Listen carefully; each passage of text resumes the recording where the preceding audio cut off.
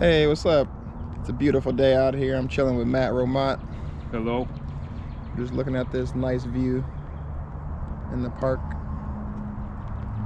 Nice place to fish on a better day. Right?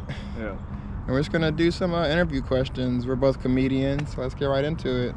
So how long have you been doing comedy? Probably about 14 years, but there's been some breaks and some unfortunate times where I had to give it up for a bit. So maybe closer to 10 if you kind of combine it, whatever. Yeah, I've been doing it for almost 2 years. I've also taken a break. It's been about half a year or so in Austin so far, and a year in Missouri.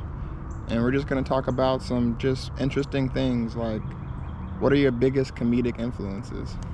When I was younger, all right, the most ridiculous one, even though I don't like this guy now, was Gallagher. I was a little kid. Yeah, as stupid as I was, like I just thought it was cool, like back in the 80s, smashing the watermelon. But really, like he was what he was. George Carlin was the first, Yeah. and Sam Kinison and more so Carlin, because when I started becoming a teenager, like Carlin had some really brilliant stuff. So Yeah, for me, obviously Dave Chappelle, and one of the older ones that I'll say is Paul Mooney.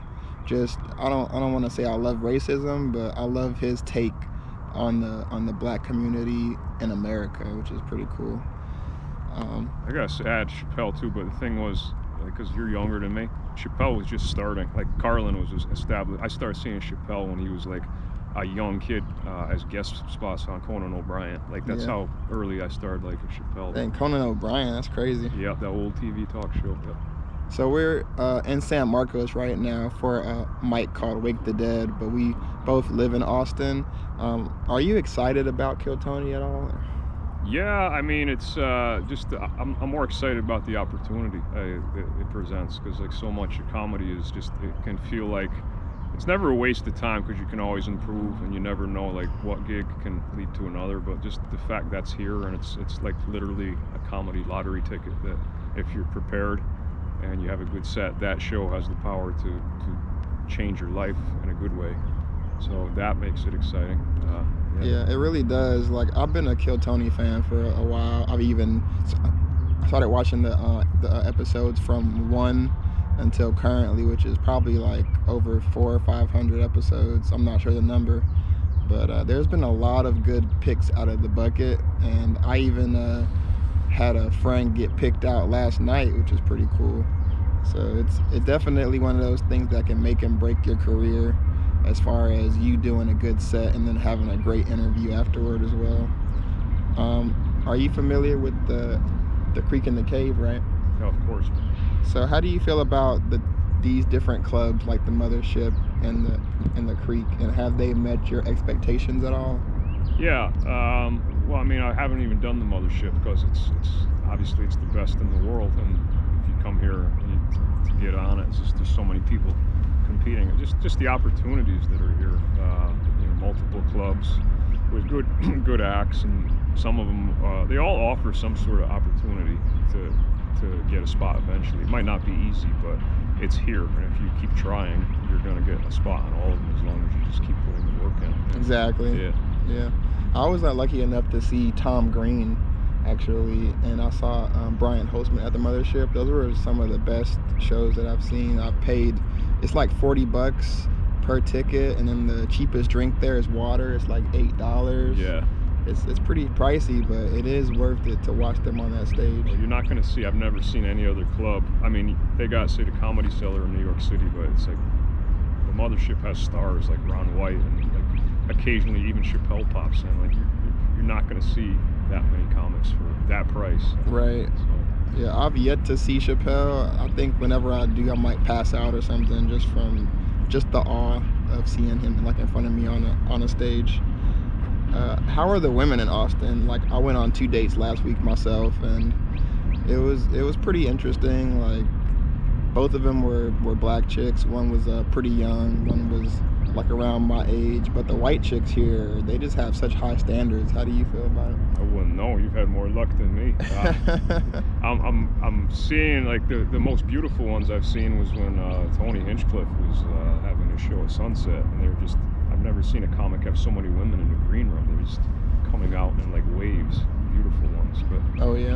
Yeah, it was that was the first time I've seen that other level. I think when you have some success as a comic, but in general, me just arriving here, not having any success, it's higher standards, but also very too many tattoos for my liking. Too much blue hair and too many tattoos. But man, I've been here 6 weeks, so I mean I can't really say yet. So. Same. We've been here for like around 6 weeks, and you live on the south side, right? I've been bouncing around between the north. I just moved back to the south side, so yeah. I live on the 6th on 6th Street, like right across the street from the Comedy Mothership, and it's like the best and the worst thing, because like you can walk to different spots, but as far as sleeping goes, they start banging their music at like 3 p.m. and they don't stop until like 2 a.m. sometimes even later than that. So it's definitely hard out there, but I'm here just for comedy, so like I feel pretty good. Hey, does this hat look good on me? It's a Stetson. It's hard to like. I don't know how anybody can go wrong with a Stetson. Bro, you try it on here. All right, I'll try it on. All right. Let's see.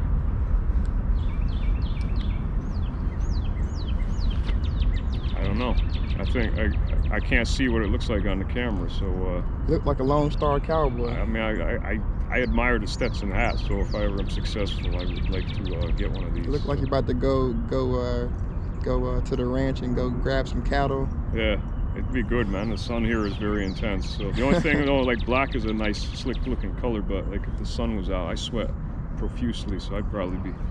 I need a bandana or something to catch all the sweat pouring out and like just overheat my head.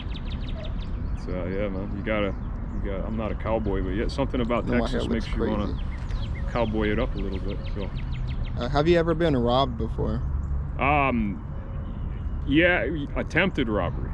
Attempted robbery. So what happened? I do street performing, and a couple times people tried to. The most recent one was this past summer when I was doing. I do giant bubbles in Niagara Falls, New York, and these two like teenagers come up, and they just looked unusual. Like everybody has a vibe, and most people who are tourists, they give off a certain look, and these two were like locals, and they kept looking at me from. There was a bench kind of down from where I was doing my bubble show, and the one guy comes up to me, and he's carrying a switchblade knife in his hand, and he's just like, he wants to get close. He's asking about like doing bubbles, and it's like, you don't give a shit about doing bubbles.